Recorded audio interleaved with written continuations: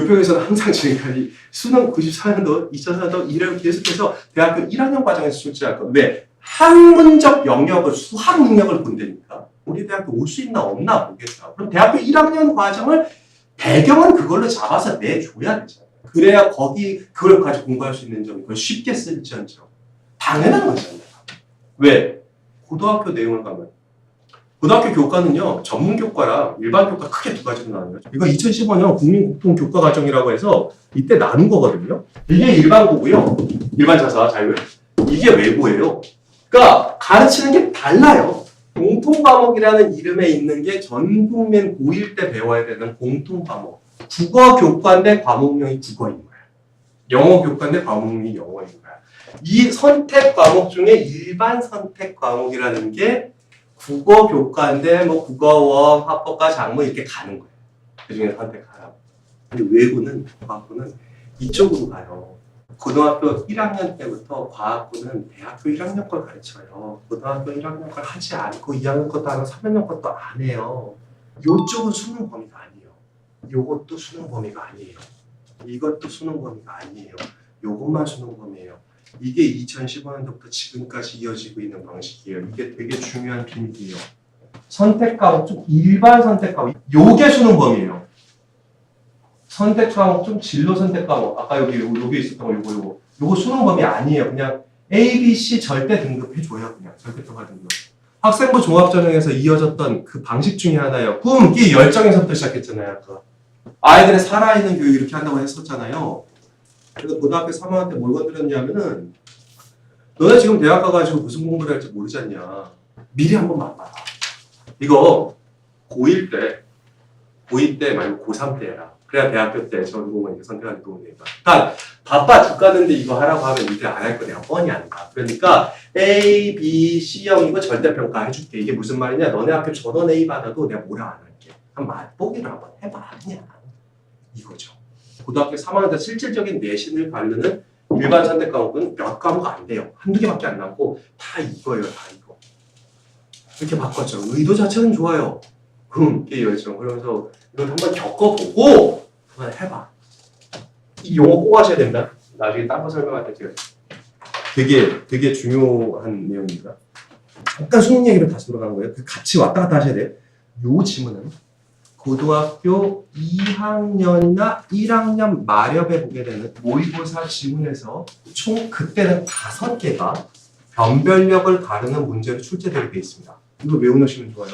고등학교 1학년 모의고사에서는 변별력을 가르는 문항이 3개 이내로 나오고 그조차도 맞추기가 굉장히 쉽습니다. 절대 이 수준으로 안 나옵니다. 고2 가면서 이런 수준의 문제가 5개가량 나오게 되어 있습니다. 그럼 5개를 맞췄냐 못 맞췄냐를 1등급이 되고 안 되고가 되겠죠. 이 수능 시스템을 좀 아셔야 돼요. 그래서 수능 외국어의 시스템을. 그래서 무슨 일이 발생하느냐. 영어 45문항 나와요. 독해 11문항은 정말 야 이게 문제야 싶을 정도로 너무 쉬워요. 그 안 내면 이래요. 요 문항이 22.5치가 나오면 12에서 20점까지 받을 수가 있습니다. 이 듣기는 사실 우려하실 필요가 전혀 없습니다. 듣기 평가가 어려워서 틀리는 사람은 제가 못 봤습니다. 여러분이 지금 당장 비영어 전공자라 하시자도 들어보시면 다 맞습니다. 듣기 27문항 37점입니다. 그럼 이거랑 이거 합치면 57 나오잖아요. 60은 받을 수가 있다니까요. 그렇게 따지면 야 이거 3등급 4등급 받기가 너무 쉬운 거 아니야? 아무리 공부를 안 하는 초당이라 할지라도 이 결과가 이렇게 나오죠. 교육평가원에서는 내신 기준으로 해서 3등급 이내 학생은 공부를 잘한다고 합니다. 정의가 있습니다. 그 다음 두 번째 정의입니다. 1등급 이상이 5% 미만이다 어려워요. 국어 대체로 어렵죠. 영어 쉬웠고 어려웠고 그저 그렇고 쉬웠고 어렵고 들쭉날쭉이죠. 이거 당해 못 맞추는 거예요. 당해에 아이들의 수준을 못 맞춘 거라고. 보통 7% 정도 맞춰요. 영어는 해마다 너무 어려워져요. 해마다 어렵습니다. 학부모님들이 제일 많이 헷갈려하는 부분인데 얘가 올해에 나왔던 모의고사들은 세상 수능이라 할지라도 이걸 몇 점을 받았다라는 게 얘가 볼 수능에서 몇 점 받은 걸 전혀 확보해주지 못합니다. 어떻게 하느냐 유일하게 맞았다고 너 일로 바꿔봐. 내 앞에서 해석해봐. 해석본 어머니를 보시면서 야 이거 주제가 뭐야? 얘 맞춘 거 아니에요. 오지선 따라서 답을 쉽게 체크한 것뿐이지 지문을 이해한 게 아니라 문제 하나 어렵게 만드는 게 얼마나 쉬운데. 여러분의 자녀 초등학교 5학년, 6학년이 모의고사 고등학교 1학년까지 88점을 받았다고. 그럼 어머니도 반드시 그 생각하거든요. 한 달 후에는 90이다. 고등학교 1학년 거를 내 초5인데 대단한 걸 라고 생각하는데 아까 일단 그 문제 맞출 거 그다음에 모의고사 한 10회 돌리고 나면 걔 그리고 단어 그때부터 한 100개씩만 외우게 시켜도 88에서 90은 굉장히 쉽게 나와요. 제가 이게 국가 정책에서는 자꾸 장막을 깐다고 바로 내가 어떻게 되는지 알 수가 없게 자꾸 시스템을 자꾸 바꿔서 도대체 누가 어떤 데가 할 수 있게 모르게 만들어요. 누가 아는데 그럼? 아는 사람들 만나야지. 그 사람들 누군데? 아는 사람의 지인. 그게 제가 싫은 거예요. 그걸 깨려고 하는 거예요. 모르는 사람은 너무 모른단 말이에요. 1994년대 수능 시스템을 바꾸면서 사실은 가지고 왔던 대단한 시스템이 하나 있습니다. 바로 스테나인 제도입니다. 스테나인 제도가 가지고 있는 문제가 하나 있습니다. 예전에 학력고사 시작 때 1등부터 끝등까지 등수가 나왔습니다. 음식 만들어하는 애가 도대체 그 등수를 알아서 뭐 할 건지 본인은 관심이 있는지 모르겠는데 자오진 알려줬다고. 근데 스테나인 제도가 나와요. 아주 간단해. 이 제도의 핵심은 수치화시킨 건데 1등급부터 9등급까지는 그래서 9이거든요. 스탠다드 9을 합친 거예요. 기준 9개. 평균이 50이야. 5등급이야. 이렇게 기준을 맞추는 거예요. 어떤 시험 되게 쉬웠어. 평균이 90이야. 5등급이야. 기준을 맞추는 거예요. 그리고 나서 평균보다 조금 낮고 조금 못했어. 국가치가 존속이 되려면 시스템상에서 상위 10%를 건너내면 돼요. 일단은. 스테나인 제도라는요. 점수 안 봐요. 이번 시험 쉬웠어요. 그래서 제가 억울하게 한두 개 틀려갖고 2등급 나왔어요. 안 봐요. 되게 어려웠어요. 그 와중에 저 1등, 95점 받았다. 안 봐요. 너 몇 등급이야? 이것만 봐요. 얘가 몇 등을 했는지도 안 중요해요. 몇 점을 받았는지도 안 중요해요. 얘의 과정은 안 본다고. 이게 스테나인 시스템이에요. 이걸 수치화시켜 놓은 거라고요.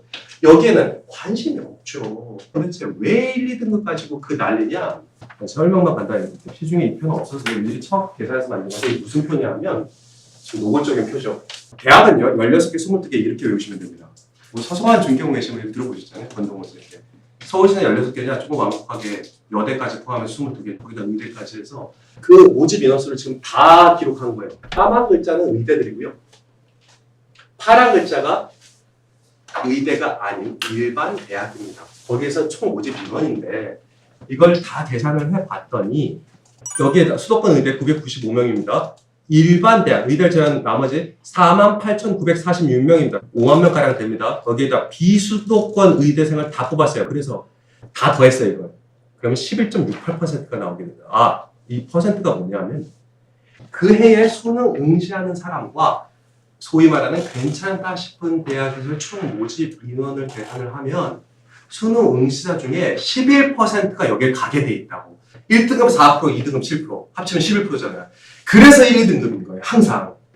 야, 우리 중앙고에서 몇 등 받아? 이거 안 중요하다고. 수능에서 몇 점 받아? 안 중요하다고. 너 전국에서 몇 프로야? 이 기준이 제일 빠른 거라고요.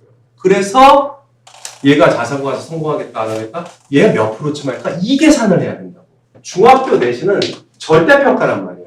평균 30%가량이 90점 넘어요. 애들 그렇게 만들어요. 이걸 고등학교의 내신 등급 1, 3, 4, 5, 6, 7, 8, 9등급을 따져보면 여기 30% 정도는 4등급 여기쯤에 해당될 거다. 얘가 고등학교 가게 되면 4등급 한 중간 정도 하겠네. 그럼 바뀐 2028년 내신 개편안은 뭐냐? 이거 5등급제로 바꾼다고 하잖아요. 5등급제로 바꿔요. 자, 기존에 11%에서 바꿔서 10%로 바꾸겠다고. 1, 2등급 합쳐서 바뀌는 경우 없죠.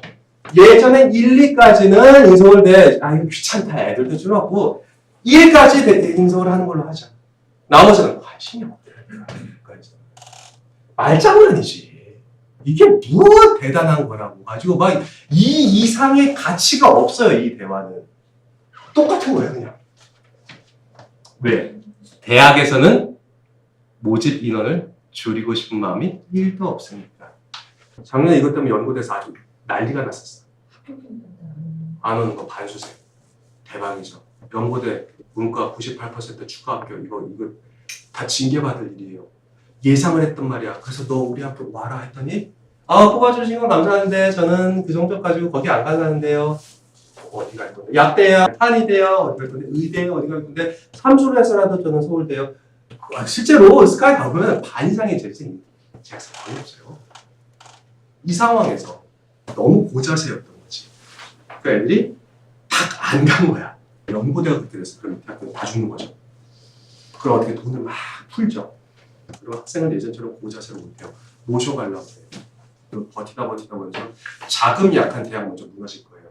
22개 대학, 16개 대학이 없는 14개 대학으로 줄어들 수도 있어요. 그렇게 되면 점점 대학 가는 게 다시 어려워질 수 있어요. 학생 수가 줄는 것만큼은 대학 모집 인원이 줄어들고 지금은 버텨보죠.